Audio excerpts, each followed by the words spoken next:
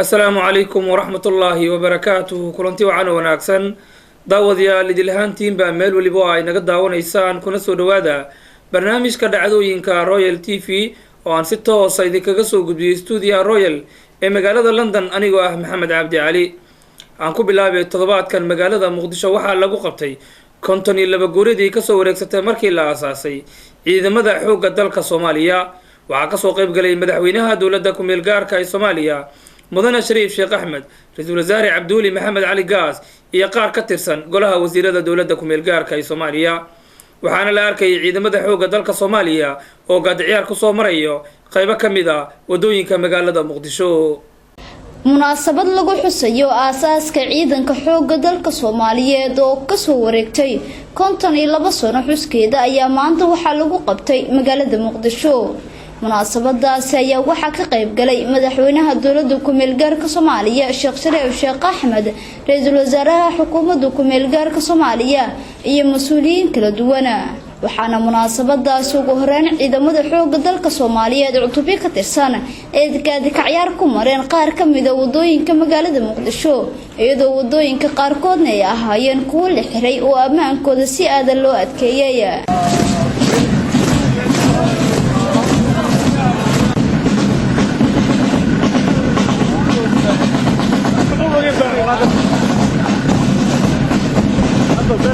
cutubiyadii wadooyinka Muqdisho gaadikacyaarka ku marayay ayaa agagaarka dekada duqda ah ee magaalada Muqdisho waxa salaan uga qaatay madaxweynaha dowladda ku meel gaarka Soomaaliya Sheekh Shariif Sheekh Ahmed. gaadikacyaarkaasi ay ka qayb galeen madaxda dowladda ku meel gaarka Soomaaliya kadib ayaa munaasabad si heer sare loo soo agaasimay oo lagu weyneynayo 12 Abriil oo ah maalinta la aasaasay ciidanka xoogga dalka Soomaaliyeed oo aan laga xusin magaalada Muqdisho ayaa waxa lagu qabtay xarunta maamulka gobolka Banaadir.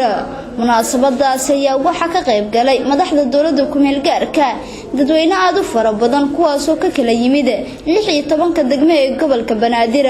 taliyaha ciidanka xoogga dalka Soomaaliyeed Sareeyo Guuto Cabduqaadir Sheekh Cali Diini oo ugu horeen ka hadlay ayaa waxa uu ka warbixiyay maraaxishii kala duwan ee soo maray ciidanka xoogga dalka iyo waxyaabaha uu xigsanayo waqtigani.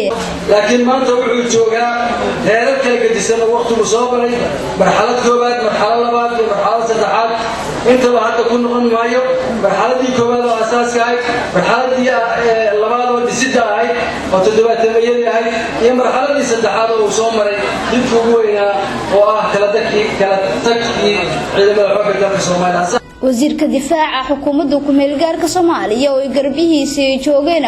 saraakiisha ciidamada xoogga dalka Soomaaliyeed ayaa waxa uu ballan qaaday in gobolada ay shabaab waqtigan ay ka taliyaan in gacanta dowladda ku meel gaarka ay soo gali doonto isagoo u hanbaliyay ciidamada xoogga dalka Soomaaliyeed kuwooda ku sugan Muqdisho iyo kuwa kale ee gobolada dalka howlgallada ka wada. ra'iisul wasaaraha xukuumadda ku meel gaarka Soomaaliya Dr. Cabduwali Maxamed Cali Gaas khudbad ka hadlaysay ciidanka xoogga dalka Soomaaliyeed munaasabadaasi ka jeediyay ayaa waxa uu tilmaamay in ciidanka waqtigan uu marayo xilligii ugu muhiimsaneed uu ka qayb qaatay sidii loo xureyn lahaa magaalada Muqdisho waxyaabaha loo doonayo inuu wajahan ay tahay. أنسلاي مارين يعني كم ناسبسن وإلا دبادة وجهه بون ما يجرتو ما كفحول بيناتنا أنا خاصة نقدر الله نادينا معلوم سيد الوزير فيه كنت وحي قلتي هاي يودا بالاستغلاشي دي ويش برامج في عكات الرسالة أي شيء إذا كحبت وقت الصومالية ديما وقفر يا شعب الصومالي meeshuu ka taagaya shacbiga Soomaaliyeed sababtu maxay tahay sababtu waxa weeye waa ay muujiyeen waa ay la tuseen madaxweynaha dowladda ku meel gaarka Soomaaliya Sheekh Shariif Sheekh Axmed oo isna khudbadii ugu dambeysay munaasabadaasi ka jeediyay ayaa waxa uu tilmaamay in 12 Abriil oo ku beegneed maalintii la aasaasay ciidanka xoogga dalka Soomaaliyeed oo 52 sano laga soo wareegay in waqtigan ay ku soo beegmayso xilli ciidanka ay dhismayaan 3 sano ee soo socotana uu rajeynayo inay gaaraan heerka ugu wanaagsan qaaradda Afrika nabadda ku guuleysateen iyo dalkooda soo celiseen aan ilaahay kaga barinay waxaan rajaynaynaa inaan helno insha Allah tabaaraka wa taala sidaas oo kale waxaan rabaa inaan hambalyeeyo qoysaska ciidamada qalabka sida dhammaan meel ciidamada qalabka sida dhammaan iyo qoysaskooda meel joogaanba sidoo kale waxaan rabaa inaan hambalyeeyo ummadda Soomaaliyeed meel joogaanba sanad guuradii 52 ciidamada xoogga dalka Soomaaliyeed oo maanta u muuqata in mar kale ciidamadii xoogga iyo ciidamadii qalabka sida ay dib ugu soo laabteen madaxweyne Sheekh Shariif Sheekh Axmed ayaa dhinaca kale waxa uu ka hadlay sida dowladda ku meel gaarka ay ugu diyaar garowday xilliga kala guurka waxaana Sheekh Shariif Sheekh Axmed uu tilmaamay in siyaasiyiin ay waqtigan ay ku hoolayeen dad dana gaar ah leh sidee u carqaladeeyeen xilliga ku meel gaarka sida looga gudbi lahaa madaxweyne Sheekh Shariif Sheekh Axmed waxa uu tilmaamay in dadkaasi looga baahan yahay inay ka qayb qaataan ololaha doorashada uu tilmaamay in sinaba aan dib loogu dhigi karin 12 Abriil oo maalintii la aasaasay ayaa xuskoodu waxay ku soo beegaysaa xilliga caanka magaalada Muqdisho iyo qaybo ka mid ah gobolada dalka Soomaaliya ay gacanta ay ku soo gashay iyadoo sidoo kalena ay ku nool yihiin askarta Soomaaliyeed gaar ahaan dalka iyo xasaskooda duruufaha adeegga kiilmo marmarkaan Royal TV General Cabdi Xasan Cawaale Qaybdiid ayaa toddobaadkan isku soo taagay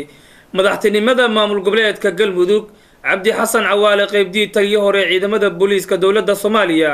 ayaa sheegay inuu waxyaabo badan ka qaban doono haddii loo doorto madaxtinimada Galmudug sida xaaladaha ammaanka iyo waliba horumarka deegaanka Galmudug aan idinku wareejiyo wariyahayaga Cali Mahad Ibrahim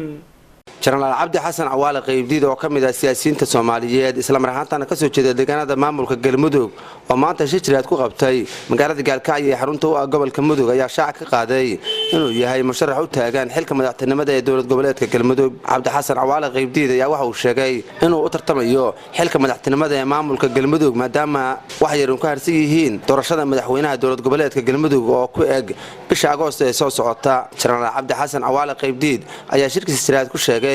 in haddii uu ku guuleysto madaxtinimada maamulka Galmudug uu wax badan wax ka qaban doono kuwaas oo ay kamid yihiin ammaanka iyo sidoo kale dhinaca horumarinta deegaanada maamulka Galmudug Cabdi Xasan Cawaale Qaybdiid oo ahaa taliye hore ee ciidamada booliiska Soomaaliya ayaa sidoo kale sheegay inuu dhisi doono airport isla mar ahaantaana uu dib u furi doono dekedda weyn ee magaalada Hobyo ee dowlad goboleedka Galmudug 3 bilood ay ka hartay ayaan waxaan rabaa inaan u sheego bulshada reer Galmudug inaan xilkaas oo ahay murashax dadka tartamayana inaan ka mid noqdo waxaa ka mid ah marka ugu horeysa inaan arrimaha amniga inaan wax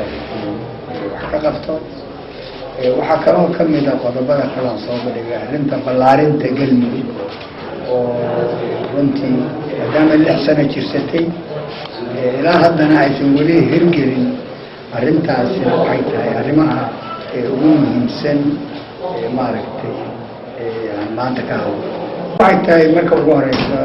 inaan ku soo celinno muxuu ahaa dalka maamul wanaag amni in maaragtay lagu soo celiyo in dalka dadka dhibaata ka jirta shaqo la'aan baa jirta in loo abuuro dadka shaqooyin lana helo muxuu ahaa kaabayaasha dhaqaale ee dowlad goboleedka sida dekedii in loo furo wadooyinka wax laga qabto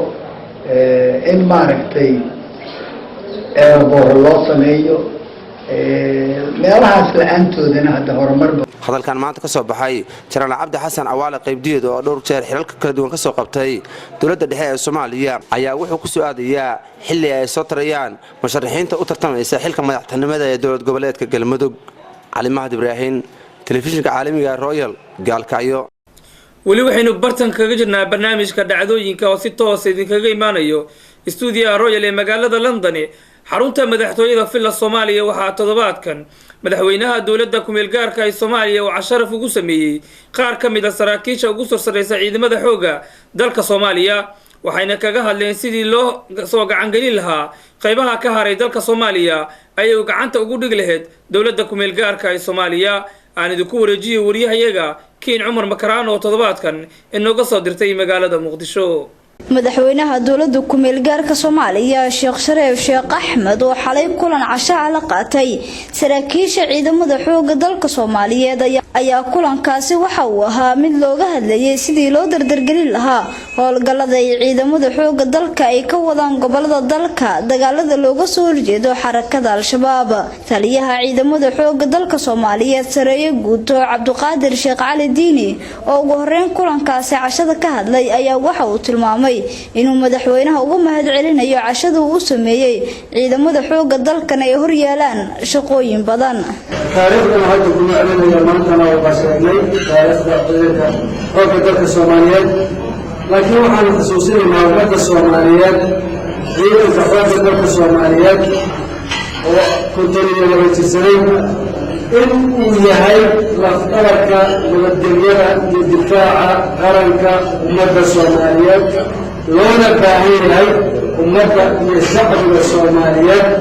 iyo dowladda in ay gacan siiyaan howlaha uu ku jiro oo maanta aad iyo aad runtii lagama maarmaan ummadda Soomaaliyeed u ah inay waddanka ku soo dabaalaan ayagoo ciidamada qalabka sida iyo shacbigooda la kaalmaysanaya nabadgelyo una horseedaan barwaaqo iyo baraare insha Allah ayaan rajaynaynaa. waxaan halkaan runtii uga rabaa inaan uga mahad celiyo dhammaan qof kasta oo ka qayb qaatay gacansiinta iyo taakulaynta iyo uhabrashada howlaha ay ku jiraan muddo dheer ummadda Soomaaliyeed iyo shacbiga Soomaaliyeed,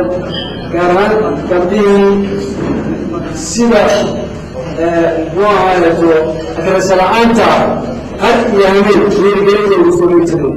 wasiirka difaaca xukuumadda ku meel gaarka Soomaaliya Xuseen Carab Ciise oo isna kulankaasi cashada u sameeyay saraakiisha madaxweynaha ka qayb galay ayaa waxa uu tilmaamay in ciidamada ay ku guuleysteen in magaalada Muqdisho ay ka saaraan xarakada Al-Shabaab waqti dhowna uu rajeynayo in gobolada dalka ay gacanta dowladda ku meel gaarka ay dhammaan soo gasho. waxay ahayd wax runtii lagu farxo in maanta ay Muqdisho bulshadeennu gaars ku dhex maraan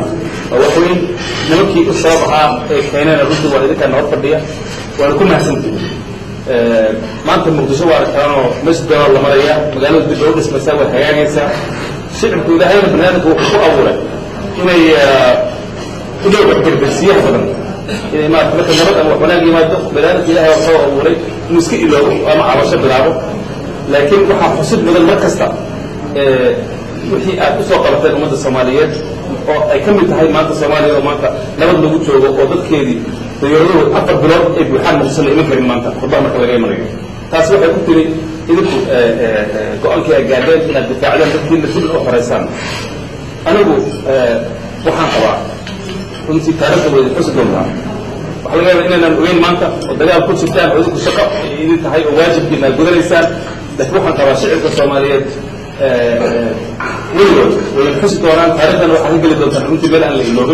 madaxweyne Sheekh Shareef Sheekh Axmed oo gabadii kulankaasi saraakiisha uu la qaatay ka hadlay ayaa waxa uu tilmaamay in ciidamada xooga dalka Soomaaliyeed uu ugu baaqayo inay laba jibaaraan howlgallada ay kala soo horjeedaan xarakada Al-Shabaab. sharafweyn tacaawan isla cashayno cashadan munaasabadeedu waxay ahayd كنت نقولي ما كنت نقولي تسوي الأساس كحرم الحياة الصومالية وما كانوا تبادلني أنا مصمم مسراكيشي howlaha dooniga badan runtii oo ka muuqda dadaalka ama quruda leh hogaamisa inaan caawa cashaa u samayno si aan u xasuusano dhammaanteen hawshii wanaagsanada isla qabteen udana mahad celino una hambaleyno mar kale ugu hambaleyno guusha iyo sanadkan sanadkiisa inay ku gaaraan horumar iyo baraare ugana mahad celino sidaas oo kale dadaalkii ay soo galeen ayaga iyo qoysaskoodaba ummadda soomaaliyeed oo dhan ayaa maanta soo fiirinaysa dhinaciina waxayna dhammaantood idinla garab taagan yihiin taageero waxayna idin leeyihiin hore u socda cadowgu waa ka adkaateen gadaalha soo fiirina waxaa laydinka sugaa waa sidaad ahaa jirteen iyo si ka wanaagsan waxaa yaryar oo nagu yarna insha allahu iyadoo naga badan oo naga soo haran arki doona insha allah meesha la joogo waxaa lagu soo gaaray ilaahay fadligiis iyo dadaal iyo dulqaad guuda sii dadaalana waa la gaari doonaa insha allah soomaaliya maanta waxaa xaqiiqa ah inaysan dowlad naga tarin haddaysan helin ciidan ilaaliya oo cadowga ka fureeya sidaas si lamida ama hambaleeya dhammaan ciidamada qalabka sida ugana mahad celiya dadaalkii wanaagsan ay usoo galeen kulankan cashada uu la qaatay madaxweyne Sheekh Shariif Sheekh Axmed saraakiisha ciidamada xoogga dalka Soomaaliyeed ayaa waxa ay tahay mid loogu talagalay in lagu maamuuso maalintii la aasaasay ciidamada xoogga dalka Soomaaliyeed oo shalay dawladda ku meel gaarka Soomaaliya ee u dabaaldegtay aasaaska ciidanka xoogga dalka Soomaaliyeed oo 52 sano laga soo wareegay Keen Cumar Makarana Royal TV Muqdisho xukuumadda dawladda ku meel gaarka ee Soomaaliya ayaa toddobaadkan shaaca ka qaaday inay soo gabagaboobay qabay qoraaleedka dastuurka waxaa warfidiyeenada magaalada Muqdisho kula kulmay afhayeenka dawladda ku meel gaarka ee Soomaaliya injineer Yariisow xukuumadda ku meel gaarka ee Soomaaliya ayaa waxa ay sheegtay inay soo dhameystireen guddiga madaxa banaan qabyo qoraalka dastuurka afhayeenka xukuumadda ku meel gaarka ee Soomaaliya Cabdiraxmaan Cumar Cismaan injineer Yariisow oo la hadlay warbaahinta ayaa waxa uu sheegay in ra'iisul wasaaraha xukuumadda ku meel gaarka ee Soomaaliya Cabdulle Maxamed Cali Gaas loo soo gudbiyay nuqul kamid ah qabyo qoraalka dastuurka Soomaaliya ayaa xaqiijiyay in guddiga madaxa banaan ee dastuurka iyo guddiga qabrada Soomaaliyeed inay qoraalka dastuurka ay soo gabagabeeyeen waafaqsan ahliga gargaarka ah waqtiyeedkii roadmarkii faray dastuurka 20 abriil sidaa la socotaan muddo 8 sano ayaa qabraalkan socday oo 2004 ayay ahayd ahliga gargaarka uu farayay in la soo dhameystiro qoraalka dastuurka si looga guuro xilliga gargaarka sano xukuumadii horeeyo dhan waa ku guul daraysteen inay soo dhameystiraan ra'iisul wasaare Cabdulle Maxamed Cali xukuumadii qabtay wuxuu mudnaanta ka waasiiyay in qabraalka soo dhameystiro barnaamijkiisa uu gudbiyay baarlamaanka iyo barnaamijka September oo si gaar ah u dhisayay in qabraalka soo dhameystiro waxaa mahada in maanta soo dhameystiro qabraalkii Cabdulle ay ka dhabaysay kulantii ay u qaaday shacabka ahaa in la soo dhameystiri doono sidoo kale afhayeenka xukuumadda ayaa waxa uu ka warbixiyay marxaladihii kala duwanaa oo soo maray qabyo qoraalka dastuurka hadda oo muddadaas 8 bilood ka shaqeynayay sidii dastuurku noqon lahaa Soomaali leedahay dastuurka maaragtay loo hubin lahaa in dhammaan shacabka Soomaaliyeed ay rab lahayn ay ku jiraan khubarada Soomaaliyeed waxa ku jira 2 khubaro oo ku takhasusay shariicada islaamka jaamacadaha macallimiinka ah sidaas daraadeed dastuurkan waa mid waafaqsan ama ku salaysan shariicada islaamka iyo dhammaan xeerarka Soomaalida maaragtay ama customary law wax loo yaqaan ra'iisul wasaare wuxuu mahad celiyay guddiga madaxa banaan ee dastuurka khubarada Soomaaliyeed wasaaradda dastuurka oo juhdi badan gelisay iyo dhammaan cid alaale ciddii maaragtay ka qayb qaadatay oo ay ku jiraan beesha caalamka haddaba arrintan marka maxaa hadda kadib dhacaya waa mar haddii qabraalka la soo dhameystiray waxaa jiri doona wada tashiyo shacabka la yeesho oo la dhageysto fikradahooda iyo wixii ku biirin karaan kadibna la horgeeyo golaha ansixinta dastuurka 825 ka kooban dhammaan qaybaha bulshada lana hordhigi doono 15 May si ay muddo 2 usbuuc ugu dambeyntii afyeenka ayaa waxa uu sheegay in dastuurka uu u baahan yahay oo kaliya in la ansixiyo balse hadalka xukuumadda ku meel gaarka ee Soomaaliya ayaa waxa uu imaanaya xilli muran culus uu ka taagan yahay qodobo ka mid ah qabyo qoraalka dastuurka. Mulki Xasan Xayle, Royal TV, Muqdisho. toddobaadkan magaalada Beledweyne ee gobolka Hiiraan waxaa laga taagay taalo lagu xasuusanayo Allah uu naxariistay dadkii ku geeriyooday qarxii ka dhacay Hotel Madina sanadii 2009 ay ku geeriyoodeen. Allah uu naxariistay rag uu kamid ahaa wasiirkii hore ee gaashaaniga Umar Xaashi Aadan iyo ambassador Laqanyo aan idinku wareejiyay wariyahayaga Al-Cadaala.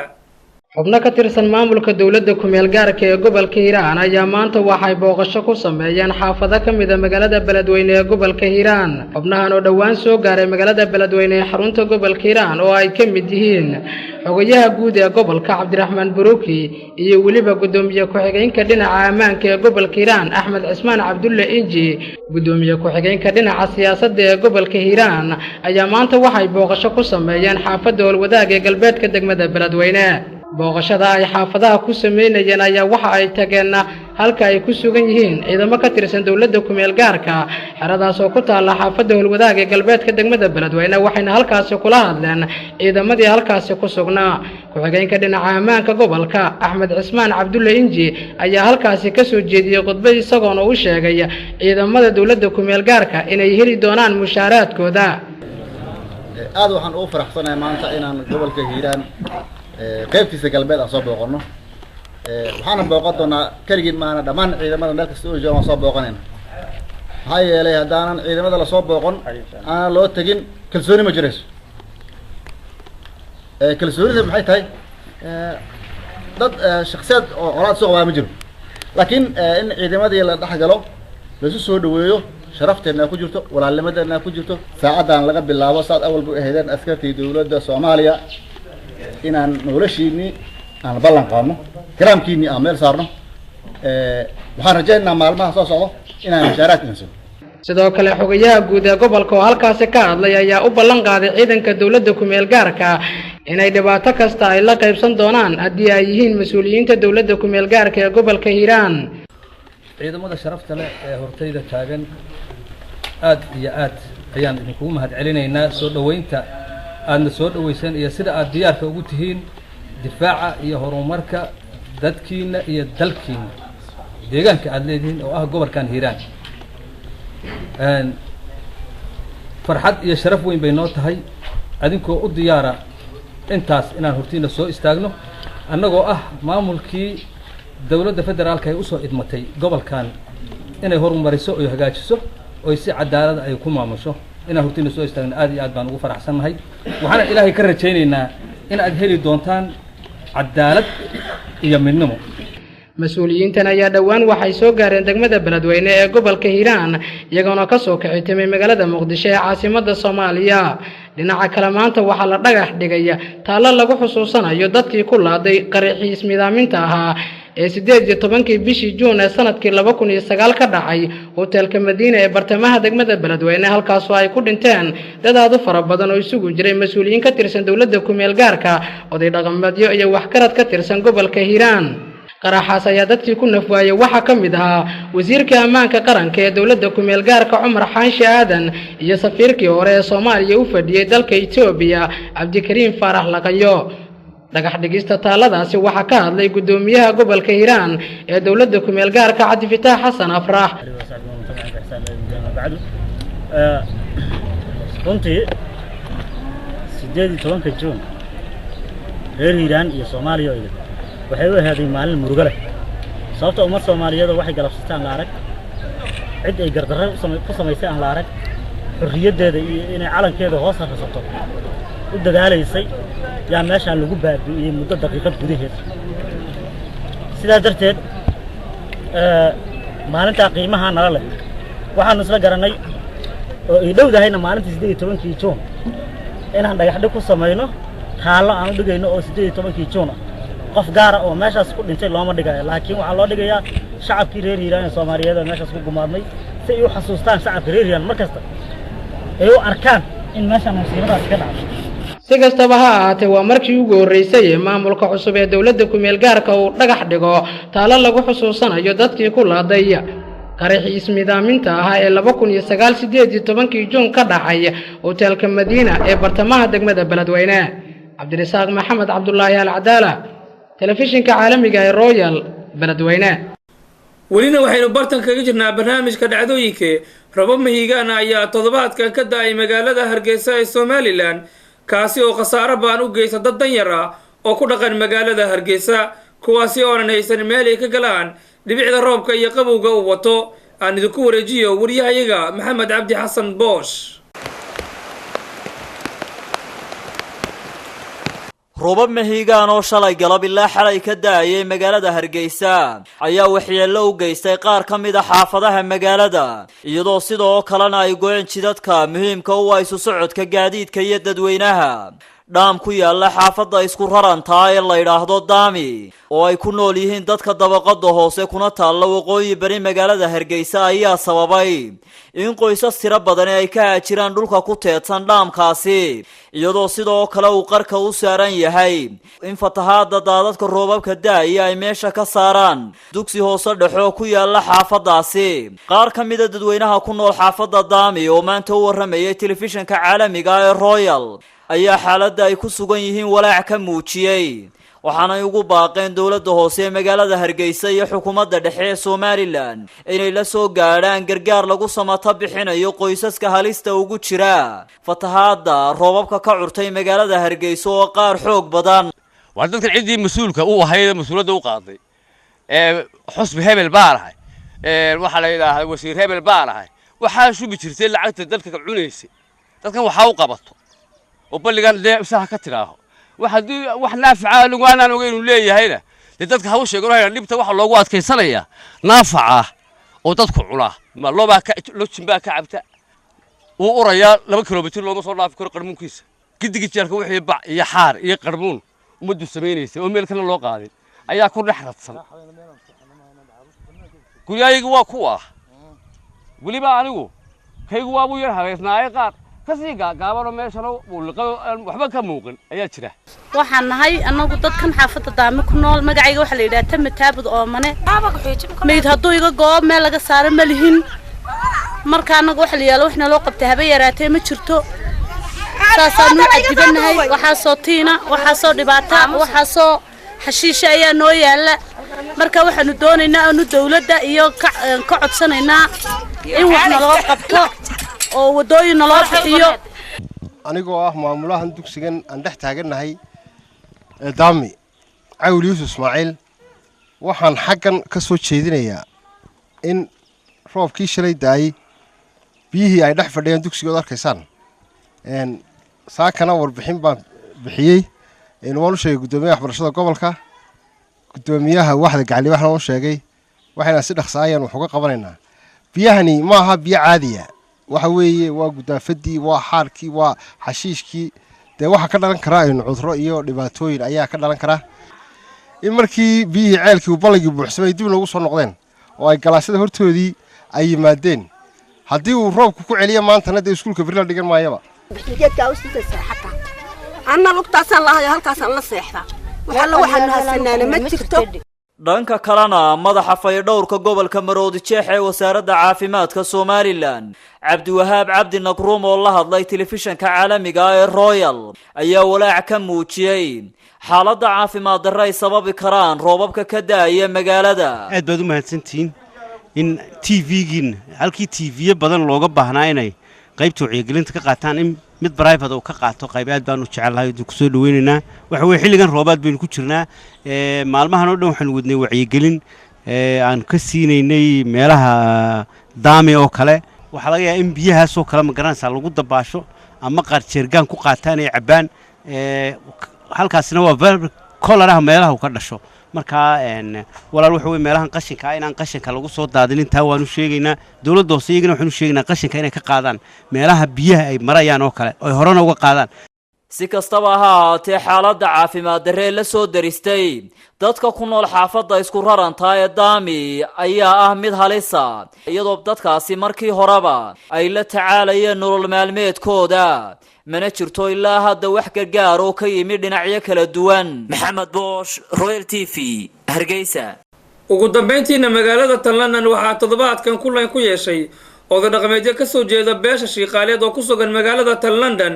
waxayna walaac ka muujiyeen awood qaybsiga la filayo in lagu qaybsado dowladda tan xigta aan ku wareejiyo wariyahayaga Fuad Xaaji Cabdiwali.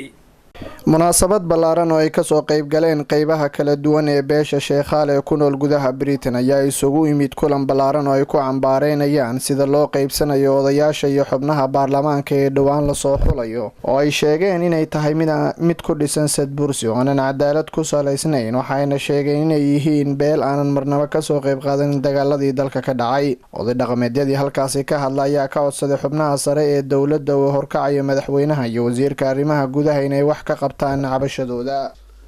shirkii carte oo lagu qaybiyey ama ay qaybiyeen nimankii qoryaha watay dagaal ogayaashaas wixii ay qaybiyeen si kumi aysan shiikaashu ahayn dad hubaysan waxaa lagu dulmay wixii la qaybsanayay anigoo ku hadlaya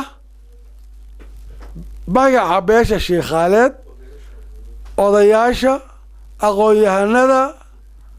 waxgaradka UK ku nool ama Ingiriiska ku nool waxaan ka soo horjeednaa oo aad iyo aad uga soo horjeednaa oo ka cabanaynaa oo aan gaarsiinaynaa madaxweynaha jamhuuriyadda Soomaaliya Shariif Sheekh Axmed Prime Ministerka wasiirka arrimaha gudaha wasiirka dastuurka odayaasha beelaha Hawiye waxaan gaarsiinaynaa in aan ka soo horjeedno qaybtii ugu dambeysay oo la qaybiyey. qaybtaas waxaan u sheegaynaa intaa hadda soo sheegay inaanan qaadanayn. waxaan ognahay sida loo qaybshay haddii marka Hawiye loo soo laabto Shiikhaal Hawiye wax uga badan ma jiraan marka inay nin walba qaybtiisa xaq u helaan waxaan ka qabna lama arko laakiin anaa qaybinaayo anaana ku maamulaayo ma yeelayno waana ka soo horjeednaa anaa qaybinaayo anaa ku maamulaayo ma yeelayno waa ka soo horjeednaa. waxgaradka iyo oday dhaqameedyadii ka soo qayb galay kulankaasi ayaa sheegay dhammaantood inaysan marnaba qaadan doonin waxaan u qalmin iyagoo sheegay in beesha Sheekhaal ay deegaan meel waliba oo Soomaaliya ka tirsan. Fuad Xaaji Cabdiwali, Royal TV, London. guud ahaana daawadayaal inta ayaan ku soo afmeerayaa barnaamijka dhacdooyinka toddobaadka. barnaamijka waxaa isku soo duway saaxiibkay Shaafici Sheekh Cali Onasti anigoo Maxamed Cabdi Cali ayaa idin la socodsiinayay tan iyo kulanti dambe. wassalaamu calaykum waraxmatullaahi tacaala wabarakaatuhu.